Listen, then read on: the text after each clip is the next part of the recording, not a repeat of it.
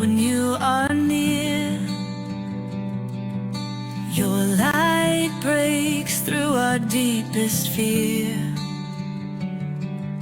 You make the broken heart rejoice. In you we find our voice. We lift you high above the skies. With every breath our praises rise. Your love, it never fades away. We worship you both night and day.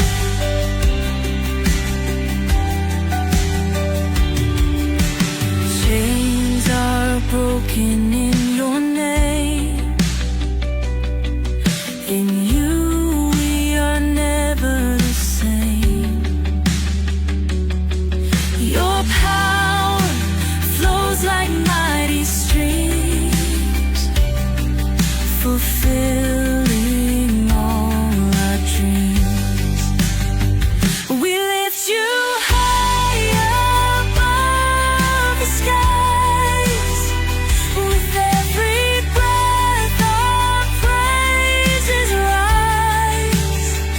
Your love, it never fades away. We worship you both night and day.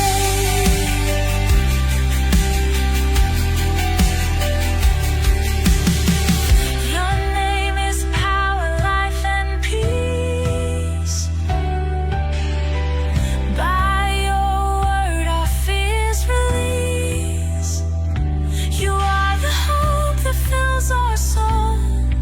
In you we find our goal.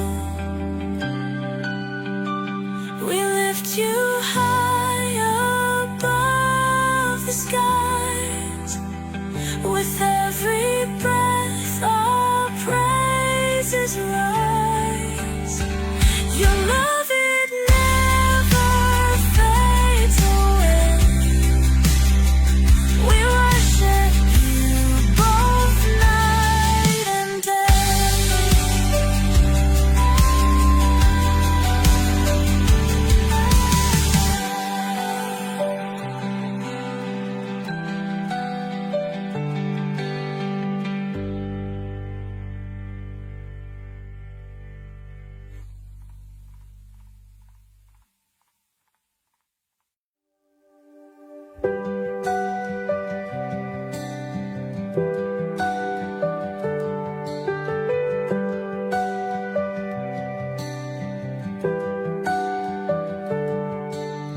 Darkness fades when you are near.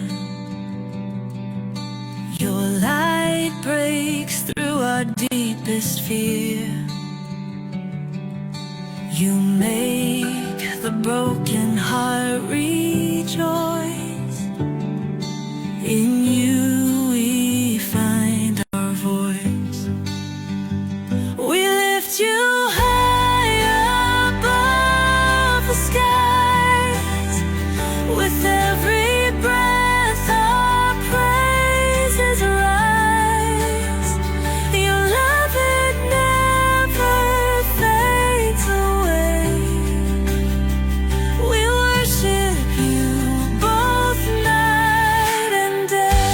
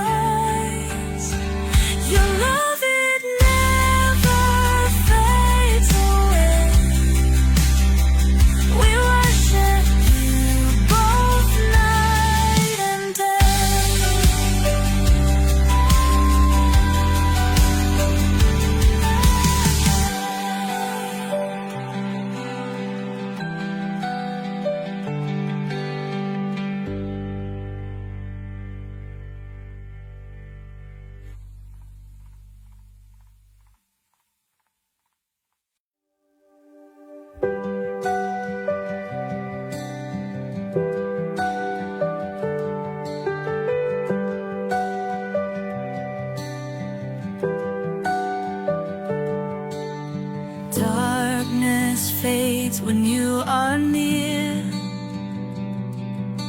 Your light breaks through our deepest fear. You make the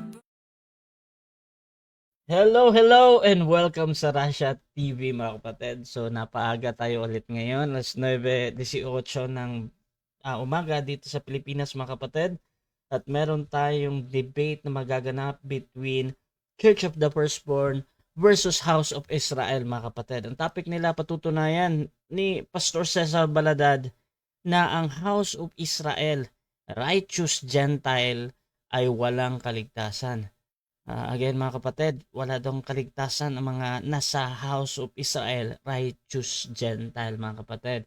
Affirmative natin syempre si Bishop Cesar Baladad, negative naman si Brother Jerry mga kapatid. At ang ating setup ng debate, so standard to yung 10-7 natin, 10 minutes presentation, 7 minutes sa ating cross, 10 minutes sa ating rebuttal, 7 minutes sa ating second cross, at 5-minute final conclusion. Total ito ng halos 2 oras. At dito naman mga kapatid, sa ating rules, so hindi naman sila bago sa ating platform, so summarize ko na lang. Ang rule number 1 natin, yung 20 seconds na pagsagot. Rule number 2 natin, yung ating close-ended or categorical question. Rule number 3 natin, yung 10 seconds explanation rule. Rule number 4 natin, kung ano yung tanong, yun ang sasagutin. Rule number 5, limit sa first stand. Sa first stand, doon lang kayo dapat magtanong sa inilatag ng katunggali. Pero kung sumasagot naman, walang problema sa moderator yan. Hanggang hindi siya nagre-reklamo ng hindi ko pa nilatag yan. Dahil i-automatic next question ko yan pag sinabi niya. Pero sa rebuttal, pwede nang itanong ang lahat. Rule number 6, dalawang warning galing sa akin. May disiplina, syempre. -1 minute. Rule number 7, isang objection lang at isang clarification every question at no objection during final conclusion. Rule number 8, no insult about physical appearance or pagmumura na alam natin kahit pa pupwede or pupwede sa inyong mga kinaaniban. Rule number 9, no challenge question. Rule number 10, pwede kayo magtanong pwede kayo magtanong ng mga sensitive na paksa or mga personal question. Rule number 11, disconnection time limit, 7 minutes lamang ako maghihintay. Rule number 12, bilang moderator, may kapangyarihan ako magtakda ng bagong rules na hindi nakasaad dito kung ito lang naman ay kinakailangan. Rule number 13, bilang moderator, ako'y nagsisilbing pangasiwa lamang ng debate na ito at hindi ako responsible sa anumang pananaw, paniniwala o pahayag ng mga debater. Mga sagot at opinion ay pananagutan ng mismong nagsasalita. Hindi rin ako mananagot sa anumang hindi pagkakaunawaan, pagkasira ng relasyon, o iba pang epekto dulot ng debate na ito. So by the way mga kapatid, kung nga pala si Rasha Vista, ako po ay isang Catholic at matagal na ako nagmo-moderate dito online at ako po yung tatayong moderator, streamer, timer sa debate na ito. So sumasang-ayon ba ang ating affirmative sa lahat ng nabanggit? Opo, moderator, sangayon ako dyan. At sumasang-ayon din ba ang ating negative? Yes, sumangayon ako Okay, sa role ng ating debate.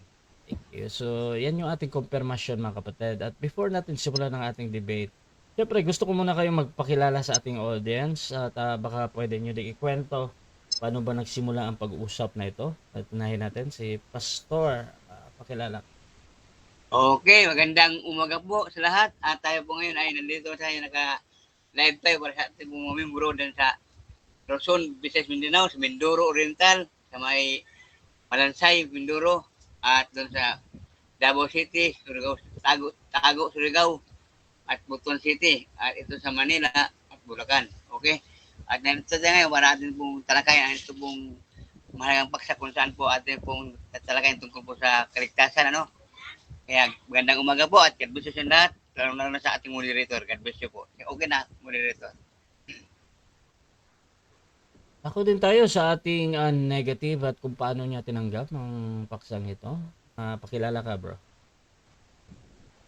Okay, magandang umaga sa lahat, no? Ako naman si Akigere bin Nuwak o ang totoo kong pangalan, Jerry Canyabano. Nasa hanay kami ng House of Israel. We belongs to the righteous Gentile of the House of Israel, na kung saan ako yung magninegatibo ngayon sa paksa na patutunayan daw ni kaibigang Cesar na ang righteous Gentile na nasa House of Israel ay hindi maliligtas ayon sa Biblia. So, yun yung topic namin. At ang dahilan bakit ito napunta dito, kasi mayroon kaming debate ni Bro Cesar. Akala niya kami ay mga nagkunwaring mga Hudyo. So, ano siya? Parang nabulaga siya na hindi pala, nagkamali pala. So, kaya nga, napunta dito at ang request naman ni Bro Cesar na dito sa kay Russia Vista yung debate namin. So, alam naman natin na mayroon din tayong mga nakalipas na mga debate dito. So, alam na natin yung pamaraan dito. So, kaya nga tinanggap natin ang hamon at ang platform na kung saan gaganapin ang ating debate. So, muli, ito yung kaibigan ninyo at kakampi sa katotohanan mula sa House of Israel, Jerry Benoak. Magandang umaga sa lahat. Okay mga kapatid, so kung gusto nyo yung mga ganitong pag-usap, ganitong content, please share yung ating live streaming ngayon or mag-comment kayo mga kapatid. Dahil babasahin ko yan yung inyong mga comments. So again mga kapatid, ang ating topic ngayon ay patutunayan ng ating affirmative na ang House of Israel, righteous Gentile, ay walang kaligtasan. Pastor Bishop Cesar Baladat, 10 minutes, your time starts now. Okay, muli po, magandang umaga. Atin pong talakay ngayon kung ano po ba ang kalagayan itong righteous Gentiles, ano? Sila po ay ang kalagayan po ayon po sa Biblia, kasi sapagkat mayroong mga kasaysayan nating mababasa, sabi dito sa Biblia, sila ay hiwalay sa Diyos, hiwalay sa Israel. Yan po yung nakasunod sa Efeso 2:12, na kayo ng panahong yaon ay mga hiwalay kay Kristo, na mga di kabilang sa bansa ng Israel at mga taga ibang lupa tungkol sa mga tipan, na walang pag-asa at walang Diyos sa sanlibutan.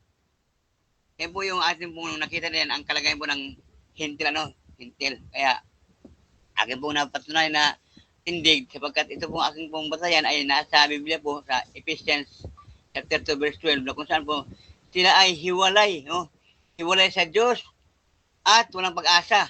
Kaya pag walang pag-asa ang tao, wala kang kaligtasan, kasi nga una-una mayroon kang tinatawag na paghiwalay sa Diyos. Hiwalay ka, hindi ka kakabilang sa bayan ng Diyos, hindi ka kabilang sa pamilya ng Diyos, hindi ka kilala ng Diyos.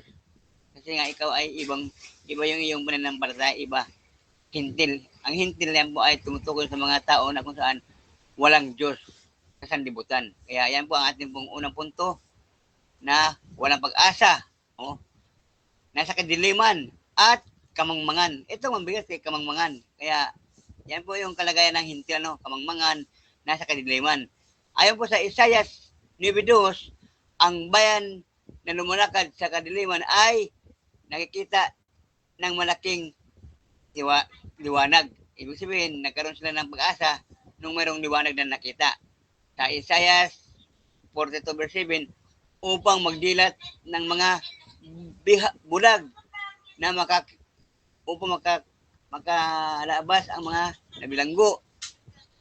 Yan po yung kanya pong hula dito, na kung saan po ang hintil po ay mayroon silang pag-asa, sapagkat mayroong darating na ikangay magbibigay ng liwanag sa kanila. Kaya yan po yung ating alamin mamaya, kung sino po yung parating at sino po yung hinulaan ni Isaiah na tungkol dun sa hintil, na kung magkaroon sila ng liwanag. May pag-asa sila kung kanilang tanggapin yung parating, yung sinabi ni Isaiah. Ano pa sabi dito?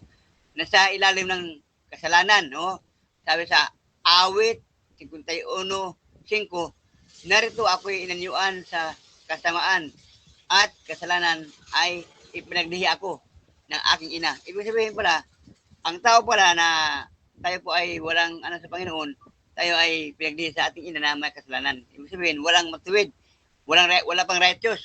Kaya yung righteous hintil na yan, nagkaroon lang ng righteous yan nung sila ay tumanggap sa Panginoon. Kaya yan po yung kanilang pong tinatawag na righteous. Pero ang tao talaga sa pasimula, Roma 3:23, lahat nagkasala, walang matuwid, wala kahit isa. Kaya yung righteous na sinabi ni Aki, Jerry, maaaring claim niya, angkin niya, sapagkat sa kanyang kalagayan ngayon na siya hintil, ay aba, maliwanag ang sinasabi sa Biblia na walang pag-asa, walang Diyos, at nasa kadiliman.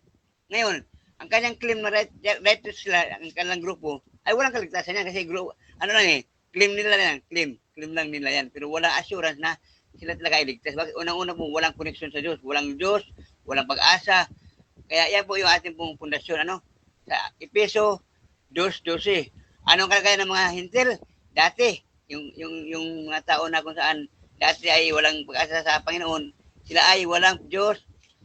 Tanong, paano sila magkaroon ng pag-asa? Ang pag-asa nila, kung kanilang tanggapin ang ating Panginoong Jesucristo. Yan ang kanilang pag-asa na magkaroon sila ng liwanag. Kasi si Kristo ang ilaw na sinilibutan. Sabi doon sa, ako ang ilaw, sabi ni Kristo. Ang lumalakad ay hindi mo dinapa. Kaya ngayon, ang kitong hinti na ito na nagsasabing righteous, sa ngayon po, sa kalagayan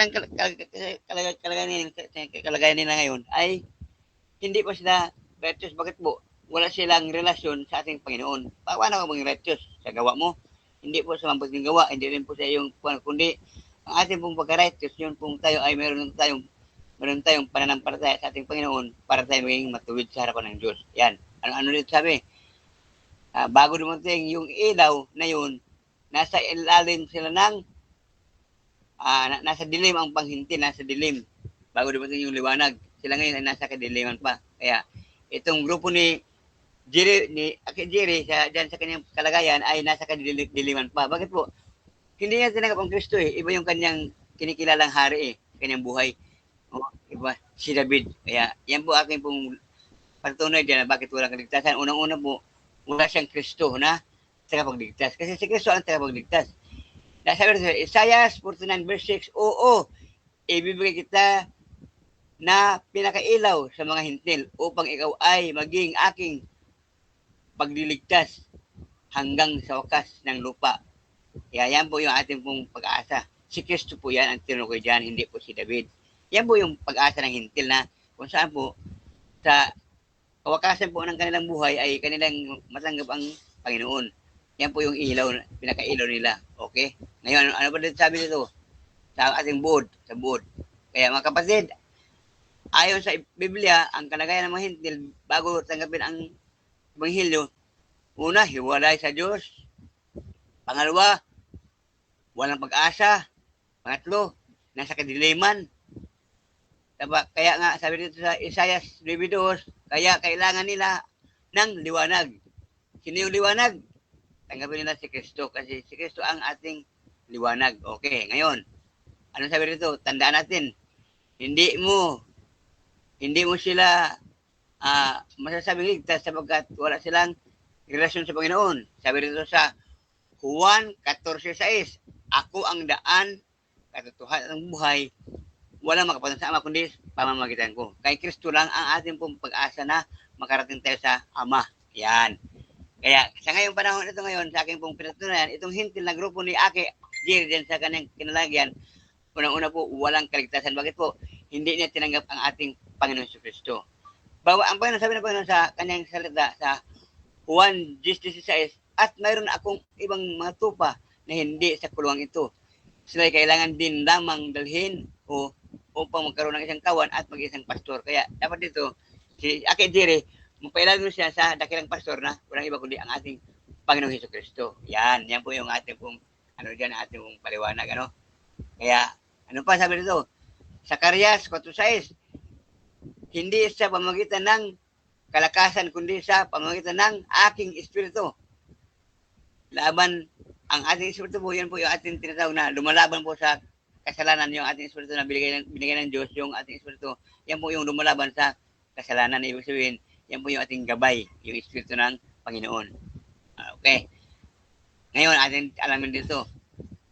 Itong grupo ng ni Aki Jerry ay sabi niya dati, siya ay Noahide. Kaya hindi ko maintindihan kung ano ang kanyang tindig. House of Israel, Noahide. Kaya ang gulo. Kaya marami siyang grupo na kung saan po, ito po ay mga grupo na ito, kundi hindi po ito ay tayo ng Panginoon, kundi gawa-gawa lamang. Sabi ni Pablo doon sa Roma 10:2.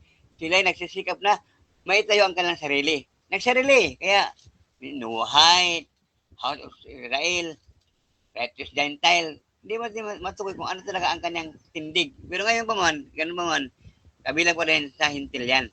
Hanggat wala kang Kristo sa buhay, ikaw ay nanatiling hintil at walang pag-asa at walang kaligtasan.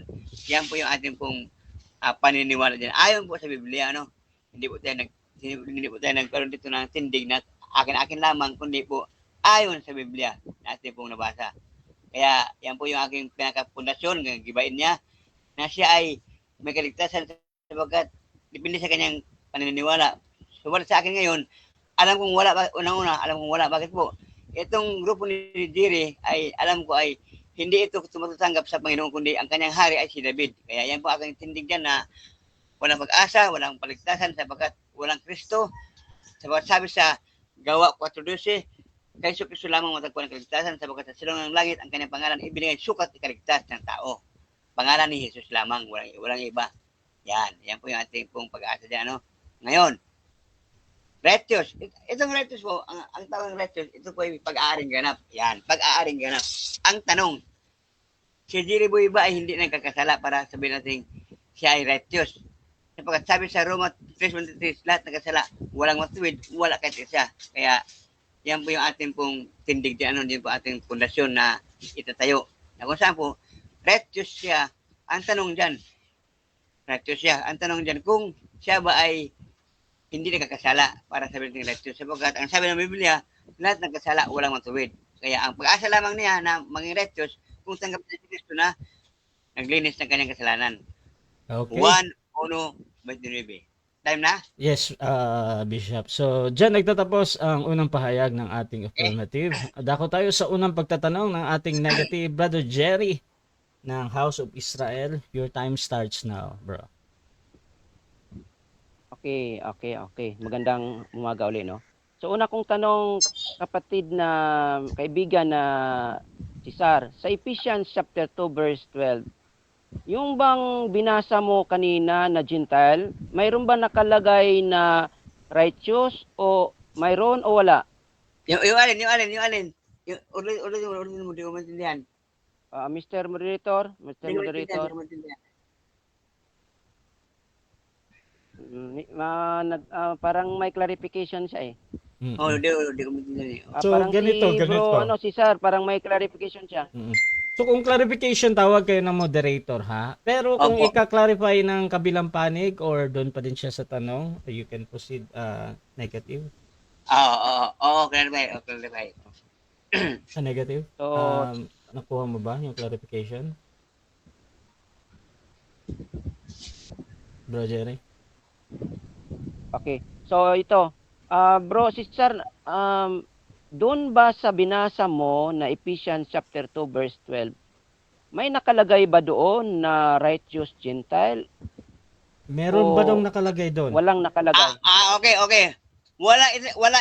ang binasa. Okay, wala. Bakit? Ito ang binasa. Okay. Kalagayan ng hintil noong unang panahon, hiwalay sa Diyos. Wala kong sabi na may righteous. Wala. Kundi ang kalagayan nila noon, hiwalay sa Diyos, walang pag-asa, at kabilang sa mga nasa kadiliman. Yun ang aking sabi. Hindi ko sabi na may righteous. Next question. Opo. Okay. So, sinabi mo na walang pag-asa, walang Diyos dyan sa Ephesians chapter 12. Yung bang meaning ng righteous is matuwid ba yon o hindi? Okay.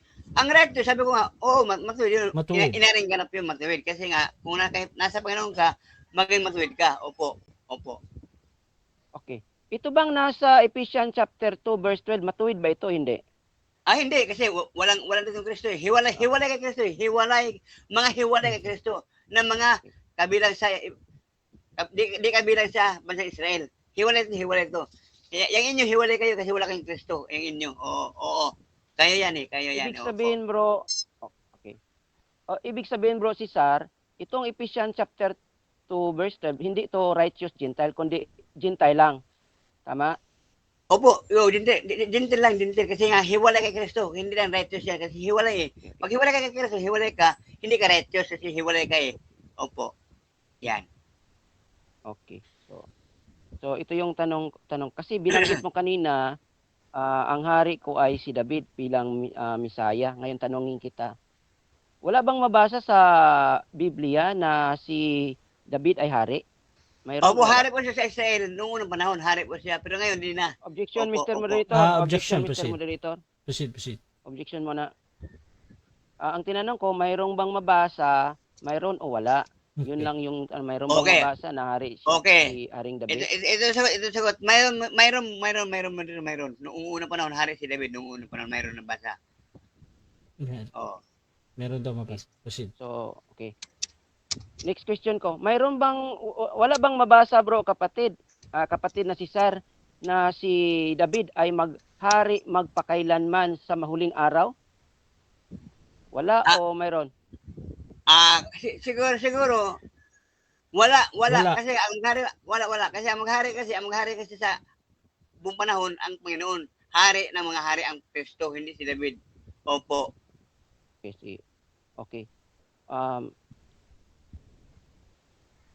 Sure ka ba na wala? Kung may mabasa ako na maging hari si David sa huling mga araw, Hindi, ibig sabihin nagsinungaling ka? bro, hindi po pwede yung gano'n na tanong na kung mabasa ka. Pwede mong hindi i-rephrase pala. yan. Oo. Ah, Basta wag lang Okay. simula sa kung ha. Wala magkong. Oo. Ano ba? Paano ba to? May mabasa ba? Ito, walang kong na ito. May mabasa ba na sa huling araw si David ay maghari? Mayroon o wala? Meron o mala? Okay. Ayon sa Ezekiel na nakakaya doon, maghahari. Pero ito po ay hindi mangyayari Objection, sapagkat Mr. ang Moderator. naghahari po ngayon- Objection, proceed. Objection mo no? Oo nga. Kasi Oo. ang tanong ko, mayroong bang mabasa o wala? Mm-mm. Mayroon na Mayroon nabasa o wala? nga. Mayroon na. Oh, yeah, pero- ito yung sagot. Mayroon. Meron daw 20 Mayroon, segundo mayroon. kung paliwanag, pastor. Oh, mayroon kaso lang may hangganan 'yon. Hindi pang habang buhay kasi si David patay na eh. Patay na si David eh, patay na eh. Paano maghari ng habang buhay, patay na. Mayroon siyang kasaysayan na hari siya sa Israel noong unang panahon. Eh ngayon wala na kasi patay na si David eh. Opo. Yan ang sagot ko. Next question. Objection, Mr. Moderator. Objection, proceed. Objection mo na, Mr. Moderator, okay ba? Pwede, syempre. Ang tanong ko kasi is in the latter times in the latter days kayong tanong ko kasi yung sagot naman niya is in the past event of the life of David. Pero ang tanong ko is wala bang mabasa na maghari siya magpakailanman? Yun yung tanong ko kanina. So yung sagot niya parang hindi yung tugma sa sinagot niya na mayroon. Moderator, sagot Okay, ko na. okay. Ayaw lang niya sa sagot ko. Okay, so ganito ang desisyon mga kapatid. Ang importante sa akin yung pagsagot naman ng categorical at sumagot naman. Pero dun sa pagpapaliwanag, kahit pa sa kabilang panig, it doesn't follow ha, or mali. Tinatanggap pa din yun lagi ng moderator as a valid answer. So, proceed pa din, Brother Jerry, sa next question. Okay. Ayon sa Tanak, kapatid, ito ba ang dito sa inilatang niya sa Juan chapter 10, sabi mo na si Yeshua ay pastor, isang pastor. Nag-iisang pastor, sabi mo kanina. Opo. Ngayon ang tanong ko, ito ba'y kung wala ba itong cross-reference sa Tanak? Mayroon. May pastor din sa Tanak, sa Lumang Tipan, mayroon din pastor din, binanggit doon, sabi ng Diyos. At ako'y maglalagay ng pastor, nakakandili ng inyong kaluluwa at magtuturo ng kaalaman. Mayroon din yan sa Tanak. Opo, mayroon din, nabasa ko yan. Okay. Kung mayroong pastor sa Tanak, sino ang nag-iisang pastor na itatalaga ng ating pong may kapal sa huling mga araw? Si Jesus, si Kristo. Si Kristo, Juan 10:11, ako ang mamuting pastor, sabi ni Objection, Kristo. Mr. Moderator. Objection, Mr. Moderator. Ang tanong ko sa Tanak, hindi sa Brit Hadasha. Okay. So, ayon sa Tanak, Sino, kasi sinagot niya sino ang nag-iisang pastor na italaga ng ating poong may kapal sa huling mga araw? Okay. So, ganito, Pastor Cesar, may Opo. counter objection ka ba or tuloy ka na? Opo, kasi malayo yung malayo yung paksa namin. Napunta kami sa pastor. Aming paksa kaligtasan, hindi sa pastor kasi Okay. ang aming paksa dito kaligtasan. Okay. Kanyang Counter ako, bro. Okay, Counter ako. okay na. Kasi Counter sa objection yun at sa counter objection na. So, ganito, mga kapatid, ang hinahanap lang naman ng question dito, yung sino ba? Yung pastor, doon sa tinatawag doon sa ano. Ang sagot kasi nadinig ko kay Pastor Cesar kanina, si Jesus daw. Pero tinatanggap ko yun, Brother Jerry, ha, kahit para sa iyo meron kang emphasis doon sa OT Okay. or sa Tanak. Pastor Cesar, tuloy ka pa din sa sagot mo, yung pastor na Opo. Ilang minuto? Okay. Ilang 30 minuto pa, seconds bro? lang, bro. Ilang 30 seconds ilang minuto? Oh, meron ako. Okay, ito sagot. Okay, mayroong binanggit doon sa Tanak, sa Ezekiel 34:23, sabi ng Diyos, itatayo ang isang pastor, isang pastor na aking lingkod na si David. Ang tanong dyan ngayon, ang katuparan, hindi si David kasi patay na si David. Next question. May binanggit David, kaso lang ang katuparan dyan, hindi si David ang nangyari. Next kundi si question. Kristo. Okay. Opo. Sabi mo, hindi si David ang katuparan. May nabasa ka ba dyan time. sa sinabi mo na Time na. 7 minutes na. Okay, mga kapatid, dyan nagtatapos ang unang pagtatanong ng ating Amen. negative sa affirmative. The Lord. At dako tayo sa ating negative presentation. Pero bago yan, shoutout muna sa ating nasa live, mga kapatid. Sabi ni Bro Kim, balak na pod na si Cesar Bisaway kaya sa debate. Shoutout din kay Althea, Pastor Cesar, paano yan di maliligtas, di ba niya tinanggap si Jesus? At shoutout din dito sa naka-Japanese, hi Bishop, kung hindi siya maliligtas, ano ang batayan mo sa kaligtasan? Di ba para yan sa lahat ng tao, kahit yung negative side. Shoutout din kay Bro Kim, Antichrist na si Jerry, Diyos niya si David. Shoutout din kay Mark Asigan, magandang araw sa dalawa, magigiting na mga debatista sa parehas magaling, pero kay Rasha pa din ako yan, thank you.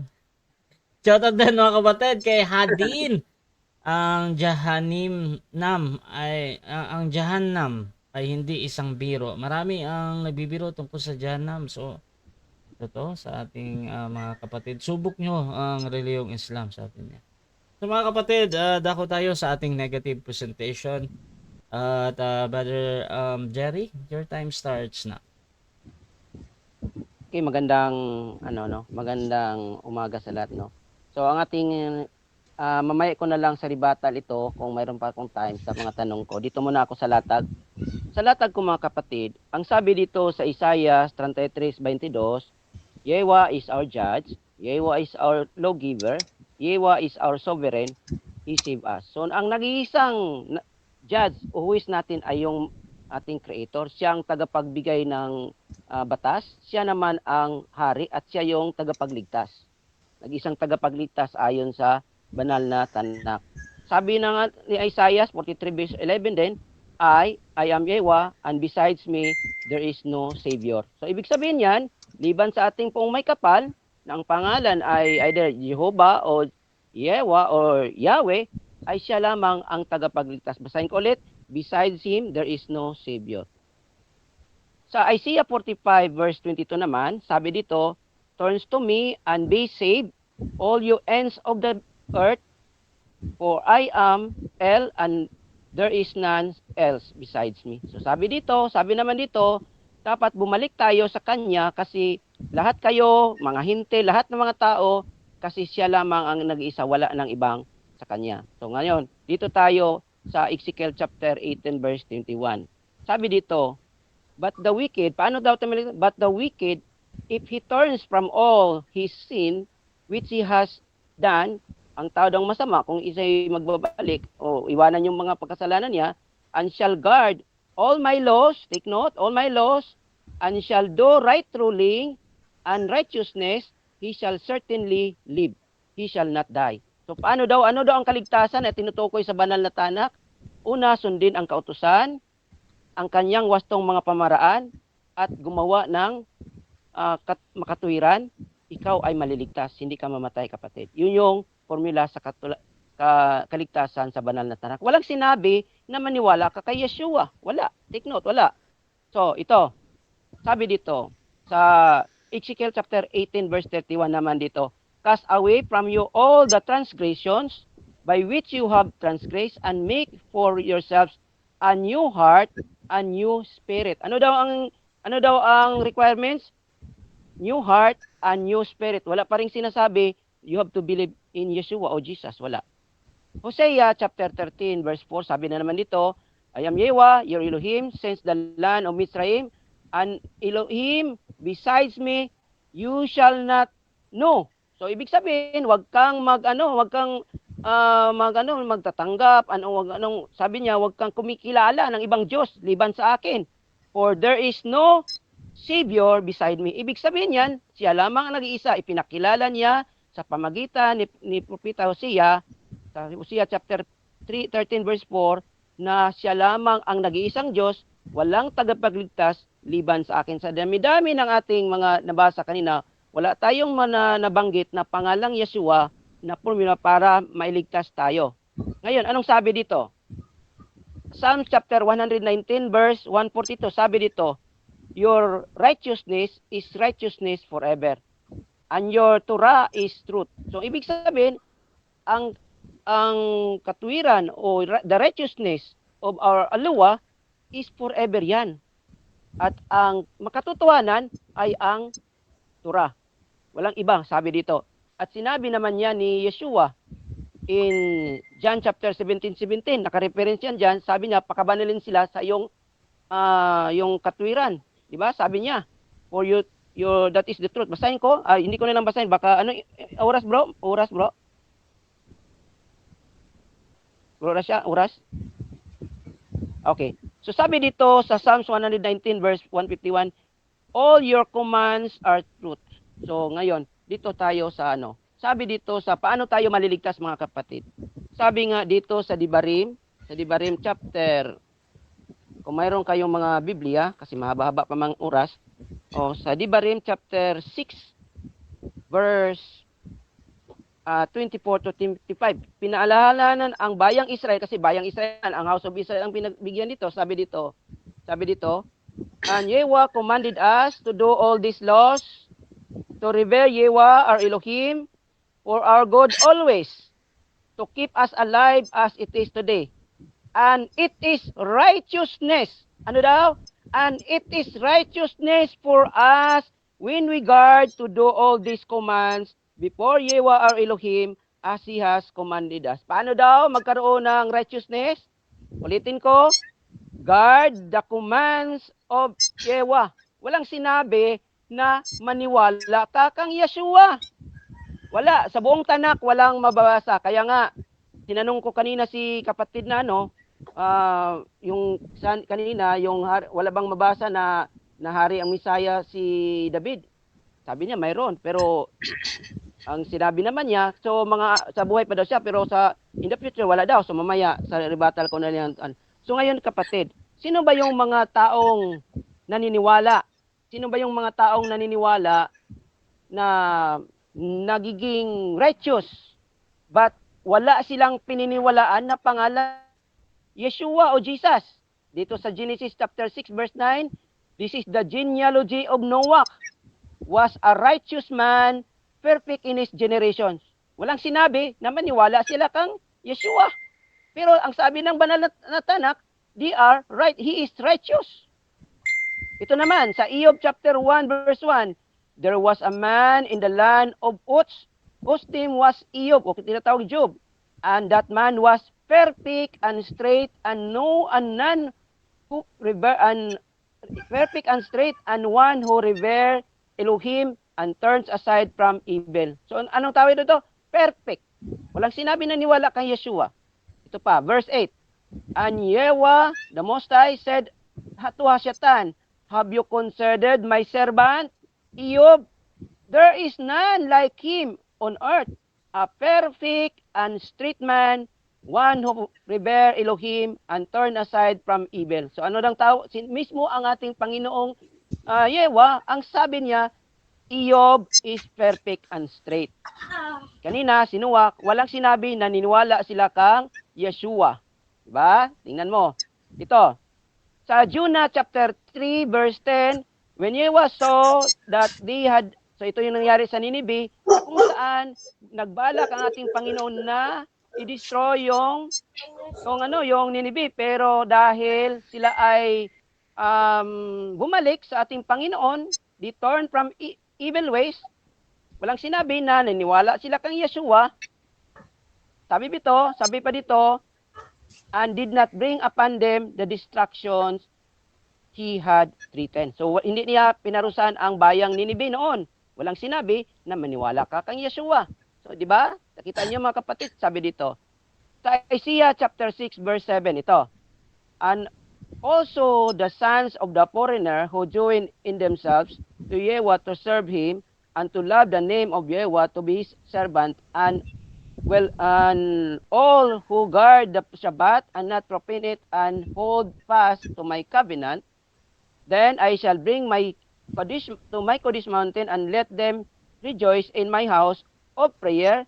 Their burnt offerings and their slaughterings are accepted to my altar, for my house is called the house of prayer for all the nations. So for all the Gentiles, wala kang mapakinggan na niniwala sila kang Yeshua. Di ba? So walang sinabi ang Tanak doon. At saka dito na naman tayo sa Lucas. Lucas chapter 1 verse 6. Anong sabi? Ito. Tingnan natin. Actual ito ha. Lucas chapter 1 verse 6. Ang sabi ito, New Testament ito. Sabi dito, there was in the days of Herodes, the sovereign of Yehuda, a certain Kohen named Zachariah of the divisions of Abia, and his wife was the daughters of Aaron, and her name was Elisheba. And they were both righteous before Elohim, blameless, walking in all the commands and righteousness of Yahweh. Walang sinabi na niniwala sila kang Yeshua. So take note, sa mga binasa ko, na kung saan mismo ang Panginoong Diyos ang nagsabi sa pamagitan ng kanyang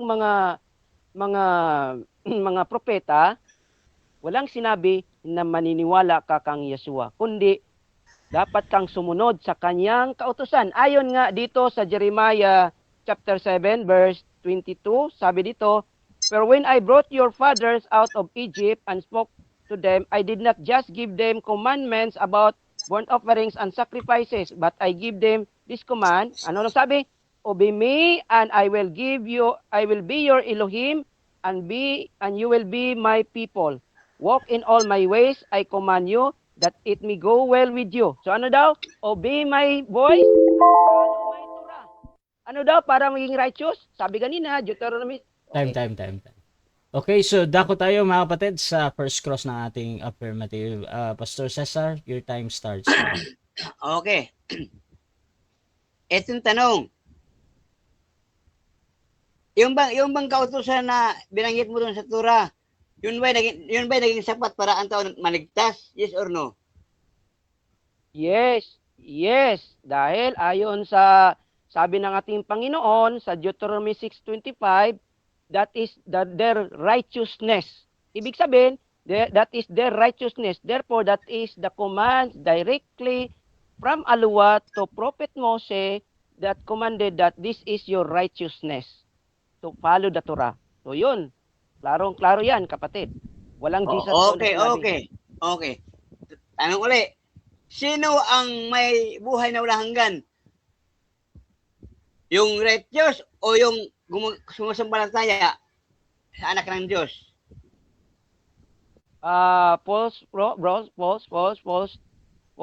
Palasi ang tanong niya. Palasi kasi righteous at saka nasa Panginoon daw. So wala akong false dilemma yon. Objection o counter. Okay, counter. Ito may bahagi ng kanya pong latag na kung saan po tungkol po doon kay Yeshua. Kaya ang tanong ko rito, sino ang may buhay na walang hanggan? Yung righteous o yung sumampalataya kay Kristo? Oo. Kaya nga, naging false dilemma yon.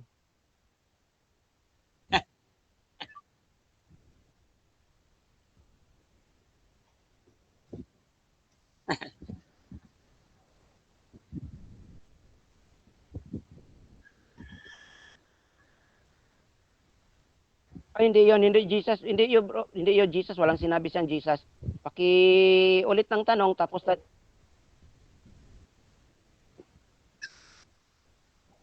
Okay, ang tanong ko ganito, sino ang may buhay na walang hanggan? Yung righteous o yung sumampalataya sa Panginoong Jesucristo? Yun ang aking tanong. Opo. okay, Panginoong Hesukristo. Ang may buhay na walang hanggan ay yung tinatawag na righteous. Kasi ganito ang sagot ko. Dahil walang sinabi ang buong banal na tanak na maniwala ka kay Jesus Christ. Kundi ang sinabi nga doon, maging righteous ka kung susunodin mo ang kautusan na sinabi nga mismo ng Diyos sa bayang Israel. Okay, tanong. Nasunod ba lahat ng bayang Israel yung kautusan ni Moises? Yes or no? Nasunod ba lahat? Yes or no? Okay. Hindi lahat. Dahil may mga taong itinuring na mga banal o righteous kagaya ni Daniel, Iob, at ito'y mababasa mo kapatid sa Ezekiel chapter 14 verse 14. Nandun yun sila. Mga righteous person yun. Okay. kung righteous sila, bakit sinugo pa ng Diyos ang kanyang anak sa sanlibutan kung righteous na pala ang mga tao? Bakit sinugo pa si Kristo ng Ama dito sa sanlibutan? Mr. Moderator, hindi ko nilatag yan. Siya naglatag niyan. Automatic next question yan, hindi pa daw niya nilatag yan. Hindi. Okay. Ito, check nilatag mo to. Okay. Ang sabi mo, righteous, ang sabi mo ng Biblia, lahat ay nagkasala, wala kahit isa. Tama ba ito? Mali ito. Tama ba daw yan? Sabi mo, righteous. Tama yan. Tama yan. Sa Ezekiel chapter 7 verse 20, sabi nga dito, walang banal na gumagawa ng maganda na hindi nagkasala. Tama yan. Wala namang sinabi na hindi nagkasala. Pero banal sila. Tatawagin banal. Ayon sa Ezekiel chapter 7 verse 20. Okay. Yung bang nagkasala, matatawag ng righteous, yes or no? Yung nagkasala. Righteous ba daw yan? Yes, righteous kasi tinawag ng ating Panginoon na banal. Hindi righteous yon. Pero nagkasala sila. Kasi walang tao nga, sabi ng Ezekiel chapter 7:20 na hindi nagkasala. Pero tawag niyan is mga banal. Okay. Yung bang nagkasala, righteous pa rin yun ba? Hindi. Yung nagkasala. Ayon sa ating Panginoon, righteous din. Sabi nga, ulit-ulitin ko, Ezekiel chapter 7 verse 20, dahil sabi niya, walang, basahin ko na lang para mas maganda. Okay, wait lang. I-summarize ko lang. Walang Next question. banal na gumagawa ng sige. Next question, Pastor. Okay, next question. Okay. Next question daw. Okay. Ikaw ba, Brother Jerry, ikaw bilang righteous, ikaw ba din nagkakasala, yes or no? Ikaw? Yes, nagkakasala ako. Kasi ang righteousness ay ito. Sabi nga ng Ezekiel chapter 7, sabi ko kanina sa Ecclesiastes 7 verse 20, lahat ay nagkakasala, pero tatawagin pa rin silang matuwid. Next question. Last 1 minute. Last question. Okay, last question. Ngayon kayo, nagkasala ka ngayon. Ikaw ba maligtas kung nagkasala ka, yes or no? Yes or no? Yes, ligtas ako. Kasi ang pangako ng ating, yes. Kasi ang pangako ng ating Panginoong Diyos ay ililigtas niya lahat. Mapahintil ka man o hindi, as long as you follow the Torah. Kasi ang kasalanan, may dalawang kasalanan na yung conscious ka na gumawa ka ng kasalanan at mayroon ding unconscious. Okay, meron time. Meron pa, last question. Meron pa. Okay, last question. Okay. Ngayon, Ano ngayon ang gagawin mo para ikaw ay patawarin sa iyong kasalanan? Anong gagawin mo ngayon sa iyong sarili? Ang gagawin ko, sabi nga ng ating Panginoon sa banal na tanak, sabi nga dito sabi ni Propeta Jeremiah, obey His voice and follow the Torah. At sabi ng Deuteronomy, revere Him. Nag-iisa lamang Diyos ang dapat nating susundin. Siya lamang. Okay, so dyan nagtatapos mga kapatid ang first stage ng ating debate. So shoutout muna sa ating nasa live mga kapatid. Shoutout dito kay Hadin Apino, kay Brookim Alper. Shoutout din dito kay Raymark. Magandang araw daw sabi niya kay Brookim Alper. Dito din kay Altea. Ayan. So tuloy-tuloy tayo dito mga kapatid. Dako tayo sa ating rebuttal. Bishop, proceed. Okay. Ako po ay natutuwa sa kanya po mga sagot sapagkat po ay ito ay salungatan. Biro mo, maligtas sa yung masama. Ibig mo sabihin, ihahalo sa matulad ang masama. Ang sabi ng Panginoon ganito, ibubukod niya ang kambing at tupa. Yan po ano, sabi ng ating pong Panginoon Jesucristo. Kaya hindi pwede dito na ang masama maligtas kasi nga, ang masama, sabi dito sa Ezekiel chapter 18 verse 20, sabi dito, ang kaluluwa ng nakakasala ay mamamatay. Sabi dito, kaya ang tao ay mamamatay kung siya ay nakasala at pananagutan niya sa Diyos ang kasalanan na kanyang nagawa. Kaya ibig sabihin dito, pag nagkasabi na kanina, mayroong kasalanan na malaki at mayroong maliit, ganyan, halimbawa, ganyan. Hindi po, lahat po ng kasalanan ay masama. Maliit mo malaki, yan ay kasalanan. Ngayon, anong lunas? Sabi ko, ano ang lunas ng kasalanan? Sabi niya, sumunod daw sa kalooban ng Diyos. Okay. Ngayon, ano ba ang kalooban ng Diyos? Yan ang ating magandang pang-iwan sa kanya mga assignment. Ano ang kalooban ng Diyos para siya ay mapatawad sa kasalanan? Ano ang kalooban para kanya masunod? Ngayon, sabi dito, pag-aaring ganap, righteous, pag-aaring ganap. Okay. Ang isang tao na mayroong kamalian ngayon ay pagkakilala sa unang-una, pag-aaring ganap yung tao na nagkakasala, aring ganap lamang siya kung siya ay tumanggap sa ating Panginoon, aring siyang ganap. Bakit po? Ang Panginoon lamang Jesucristo ang naglilinis ng kasalanan ng ating kasalanan, ang kanyang dugo. Ayon po sa Hebreo 9:27. Itinakdak na minsan sa tao mamatay pagkatapos paghuhukom. Kaya yung paghuhukom po, ibinigay ng Diyos kay Kristo. Hindi po sa Ama ang paghuhukom, kundi na kay Kristo po ibinigay ng Ama kay Kristo. Kaya sabi doon sa Hebreo 9:22, halos lahat ng bagay ay nilinis ng dugo. Sapagkat kung walang dugo, walang kapatawaran. Kaya ang kanyang sabi kanina, kautusan daw ni Moises ang sundin para sa Torah, para daw maligtas. Mali, nagkulang nga eh. Ang sabi doon sa Hebreo, kung di siya na nagkulang ang kautusan, hindi siya na magkaroon ng bagong tipan. Nagkaroon ng bagong tipan. Bakit? Nakitaan ng pagkukulang yung lumang tipan. Nagkaroon ng pagkukulang. Bakit? Hindi nasunod lahat.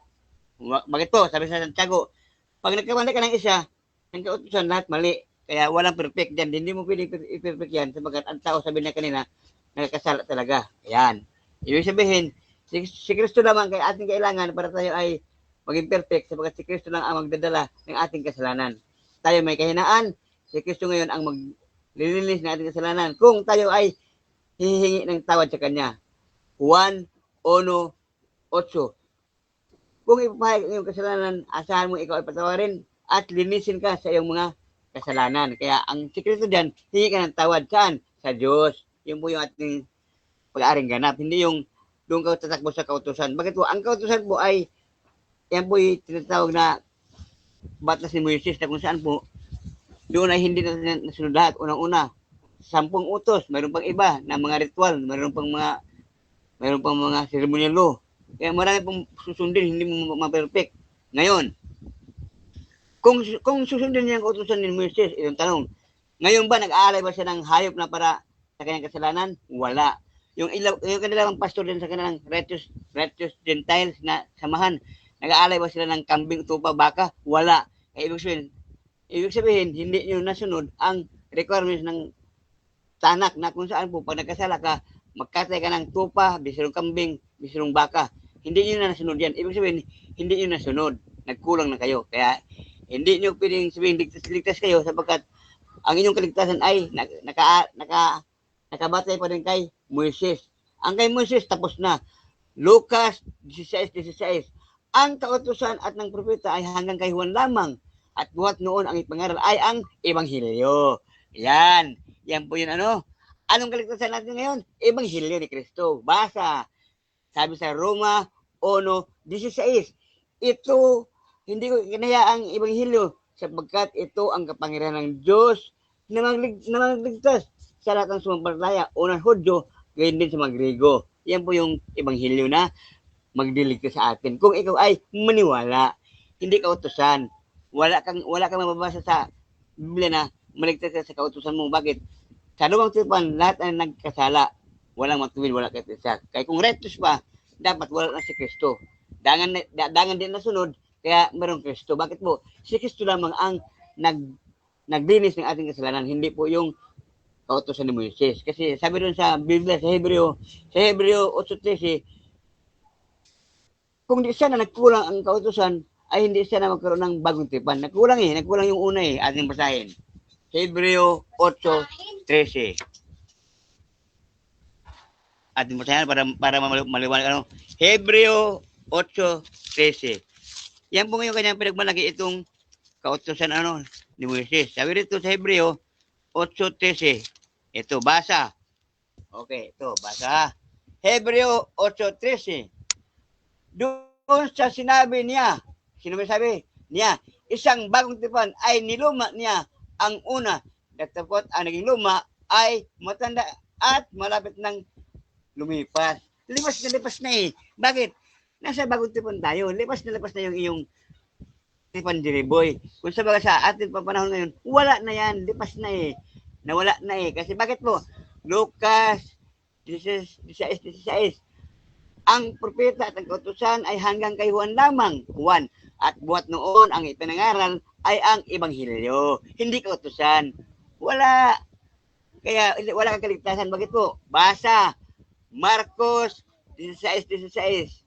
Sabi ni Kristo sa kanyang mga alagad, humayo kayo sa buong sanlibutan at pangaral ang Ebanghelyo. Ang sumampalataya at mabautismuhan ay maligtas. Ikaw, Jeriboy, di na ng partaya, wala kang bautismo, hindi ka maligtas. Ang mga righteous na yan. Hindi ka maging righteous. Bakit po? Mayroon kang kasalanan eh. Sabi mo kanina, oo, nagkasala ako, pastor. Okay. Ibig sabihin, hindi ka righteous. Bakit po? Nagkasala ka pa eh. Ha? Nagkasala ka pa. Hindi po, kung aminin righteous siya, kung nagkasala ka. Hindi mo pwede sabihin yan, ganun, Jeriboy. Di pwede sa Diyos yan eh. Anong sabi ng Panginoon sa mga parasiyo? Hoy. Sino sa inyo nagbabawala na bakit kayo ay nagpabautismo kay Juan? Linisin niyo muna ang inyong mga puso, mga hipokrito. Oh, hipokrito. Ang tawag din sa inyo, hipokrito, righteous. Righteous pa na di ka nakasala ka pala, hindi ka righteous kasi mayroon kang kasalanan. Ang walang kasalanan nun ang righteous. Yan. Yung tinatawag na righteous, yung walang kasalanan. Ngayon, ano sabi dito? Ariin ganap ka lamang kung ikaw ay sasabra kay Kristo. Ariin ganap ka ng Diyos. Pero kung sabi mo kautusan kay Moises, wala. Bakit po? Si Moises din ay mayroon din siyang tinatawag na kay Panginoon si Kristo. Sabi doon sa Deuteronomy 18. At ang Diyos maglalagay ng isang propetang tulad mo. Kaya ang Panginoon nagtalaga ng isang tao na talaga na mga ngasiwa sa kanyang bayan. Walang iba po kung ating Panginoon si Kristo. Pastor, prophet, guro, Panginoon. Nasa kanya yan, titulo na yan. Anong sabi doon? Sa Isaiah 9:6. Siya ay tawaging makapangyarihang Diyos at walang hanggang Ama, prinsipe ng kapayapaan. Kaya ang Panginoon sa Kristo, siya po yung hari, inilagay doon sa kanya balikat ang pag-aatang. Anong sabi niya sa Matthew 28? Ibigay sa akin ang lahat ng kapangyarihan. Kaya kay Kristo ngayon ang kapangyarihan. Wala kay David. Yung binasa mo kanina sa Ezekiel, wala yun. Bakit po? Si David patay na. Paano maghari yung patay? Kaya ang iyong inasahan, hindi na mangyayari. Bakit? Si David, huhukuman din yan ng Diyos. Bakit po? Si Kristo ang maghuhukom kay David. Kaya yan. Kaya walang kaligtasan ang samahan ni Jeriboy, righteous Gentiles, walang pag-asa. Bakit po? Sabi niya, nagkasala ako, pastor. O, inamin mo kanina, nagkasala ka. Kaya hindi ka righteous kasi nagkasala ka eh. Dapat, oo, hindi ako nagkasala. Yun, righteous ka. Eh, hindi. Nadulas ka. Ang tuso, nahuhuli sa bibig. O, nadulas ka. Bakit po? Sabi niya, nagkasala ko, pastor. Ibig sabihin, hindi ka righteous kasi nagkakasala ka pa. Yan po ang akin pong pagpa-negative. Okay? O rebuttal. Okay. Ngayon, mag-aaring ganap. Anong sabi rito? Ezekiel 18:4. Ang kaluluwa na nagkasala ay mamatay. Yan po yung ating tindig dyan na ikaw, Jiriboy, nagkasala ka, ikaw ay mamamatay. Anong klaseng kamatayan? Dalawang klase yan. Spiritual death at sa physical death.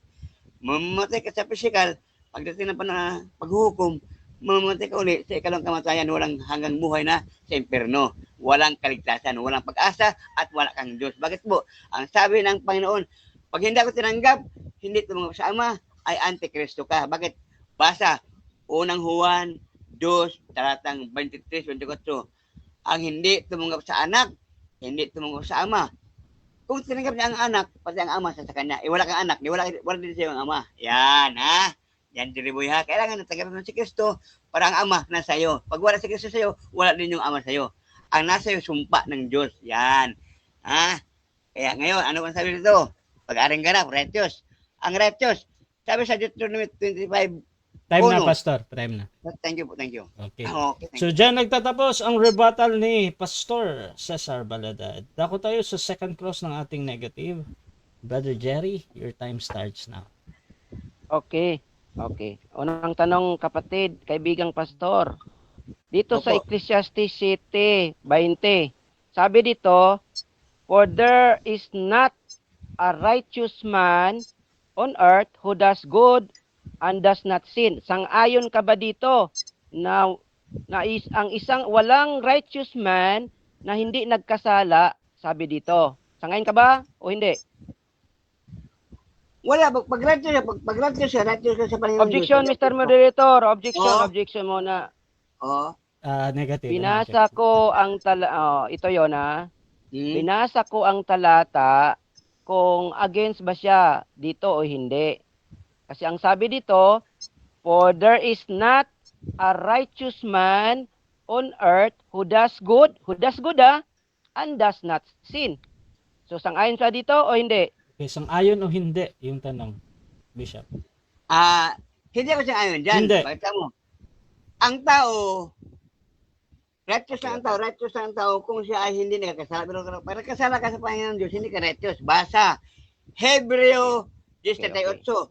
Ang tapat kong lingkod na nanalig sa akin, pagpalain ko. Ngunit kung siya tumalikod, hindi ko kalulugdan. Wala rin eh. Nagkasala eh. Pag nagkasala ka, hindi ka kalulugdan. Okay. Next Opo. question. Dahil hindi ka sang-ayon nito, alam mo ba ito'y salita ng ating Panginoon sa pamagitan ng kanyang mga lingkod? Alam mo o hindi?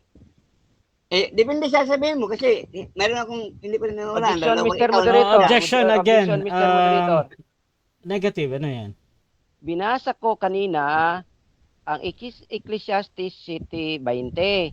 Tapos hindi siya sang-ayon nito. Ang tinanong ko ngayon, alam mo ba na ang ito'y mula sa ating buong may kapal sa pamagitan ng kanyang mga lingkod? Alam ba niya o hindi? Okay, alam ba o hindi? Yes, alam ko. Alam daw. Alam ko, yes, alam ko. Alam kong sumunod ang Diyos sa pamagitan ng kanyang mga lingkod, alam ko yan. Kaya nga, ang ating pakinggan dyan, yung mga propeta. Opo. Ngayon, anong sabi ng propeta?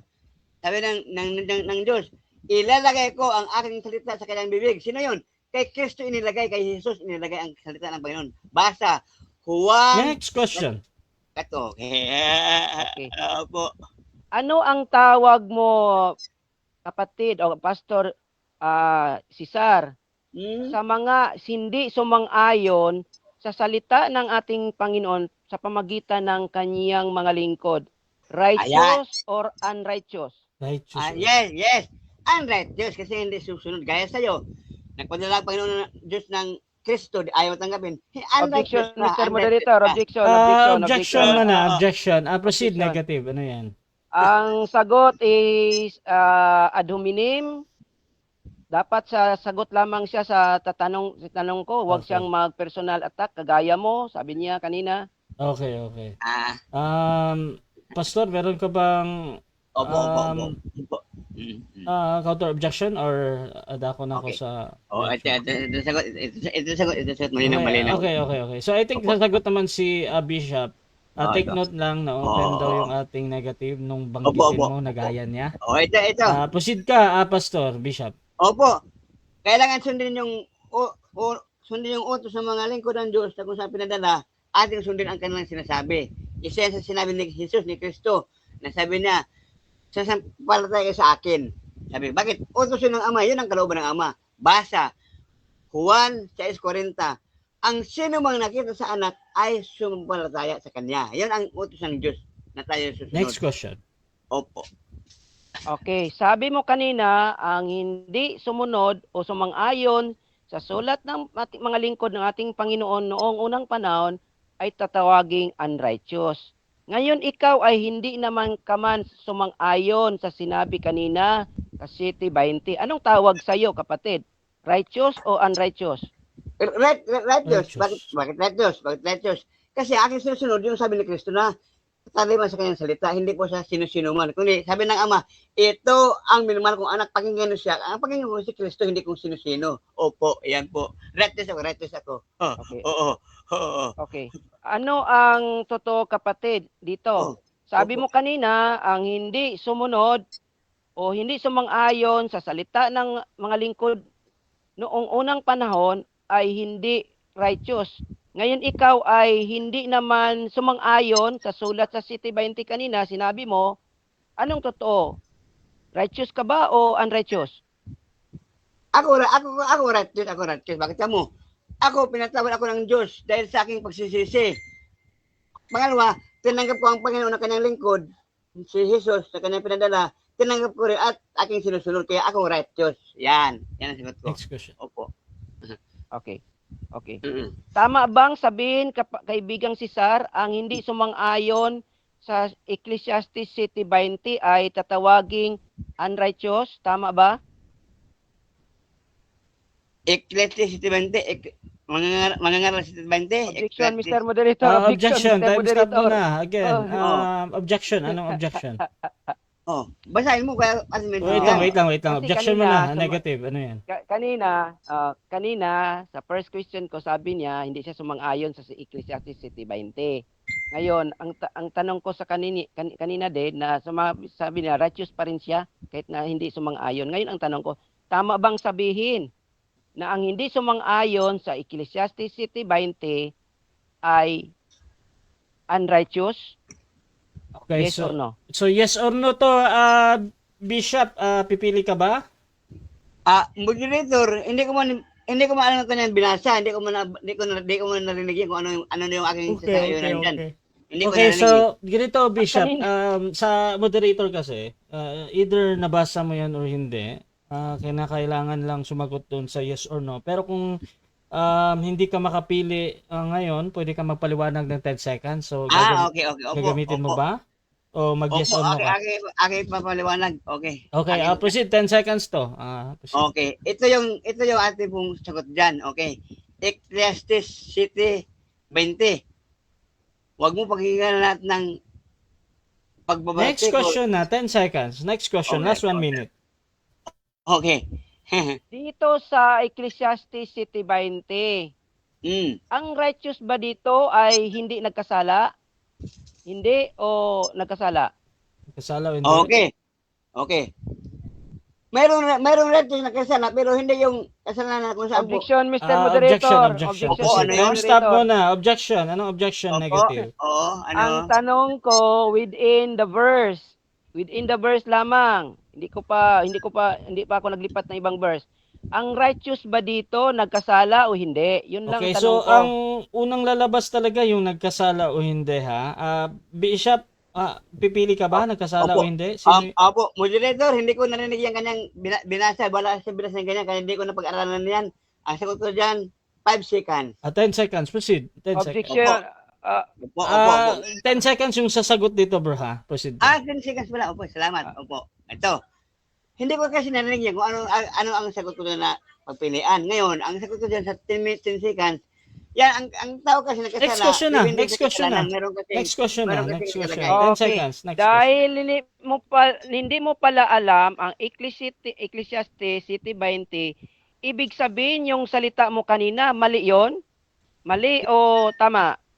Ang di ko naintindihan yung sinabi na Objection, Mr. Mediator. Objection, again, time Opo. stop ulit. Naman. Objection, Oo. negative, ano yan? Objection mo na. Proceed. Tama o mali lang. Ang sagot niya dapat. O, Okay, tanong yung ko. ang Dahil question dito, hindi mo alam pala ang Ecclesiastes City 20. O, ibig sabihin yung sagot mo kanina, mali yon? Mali o tama? mali o tama? Tama. Tama yun. Tama yun. Okay. Next question. Okay. Okay, tama. Ano ang tama? Time na. Sige, segundo na lang. So mga kapatid, dako tayo sa ating final conclusion. Ano natin mga kapatid, rebuttal pa pala. Dako tayo sa rebuttal. Proceed bro. Okay, dito tayo. So ito yung dito tayo napunta no kasi nakita natin na itong kapatid natin na bishop ay mahina pala dito sa ano. Ito sabi dito sa Ecclesiastes City 20. For there is not a righteous man, so wala daw walang tao na matuwid. Na matuwid nandito sa mundo na gumagawa ng maganda o does good, does not sin, and does not sin. So ibig sabihin, kahit na mayroon pa lang tinatawag na righteous na kahit na nagkasala ka, righteous pa rin kasi ang Diyos kasi kaibigan, siya yung tagahukom. Hindi naman si kapatid na si Sar yung tagahukom ayon sa Isaiah 33:22. So ang ginawa niya, parang yung ang Diyos natin, siya na yung ngayon tagahukom. So anong tawag diyan? Rebellious ka kapatid kasi ang role ng ating Panginoong Diyos, ikaw yung gumagawa ngayon. Sabi nga ng Diyos, ulitin ko, basahin ko nga, anong basahin ko? Sabi nga ng Diyos dito, kapatid, para para sabi niya, Yehovah our judge, Yehovah is our lawgiver, Yehovah is our savior and sovereign. Sino yung judge daw? Ang kung may kapal, hindi pala si kapatid na si Sar. Kaya nga, tinanong ko siya Ecclesiastes City 20, hindi niya alam. Ang sagot niya kanina, na ang sumalungat pala sa salita ng ating pong may kapal sa pamagitan ng kanyang mga lingkod noon, ay tatawaging unrighteous. Siya pala yun. Anak ko kapatid, hindi pala ako ang unrighteous. Ikaw pala kasi hindi mo alam ang salita mismo. So nga, ulitin ko, kanina, sa latag ko kanina, walang mababasa dyan na sa banal na tanak na maniwala ka kang Yeshua para ikaw ay maging righteous. Ang sinabi nga, klaro yon sa Deuteronomy 6:25, sabi nga dito, sabi ang Torah ay ito yung righteousness. Sabi, ulitin natin pagbasa para mapakinggan ng ating mga membro ni kapatid na kaibigang si Sar, ang mismong talata na hindi nila, sa tingin ko, hindi nila binabasa. Kasi nakapokus sila sa New Testament. Sa Brit Hadashah. So dito, basahin natin para for the sake sa ating mga kaibigan, mga kapatid natin. So dito, sabi dito, and Yehovah commanded us to do all these laws, to revere Yehovah our Elohim for our good always, to keep us alive as it is today. And it is righteousness for us. Kailan? When we guard to do all these commands before Yehovah our Elohim.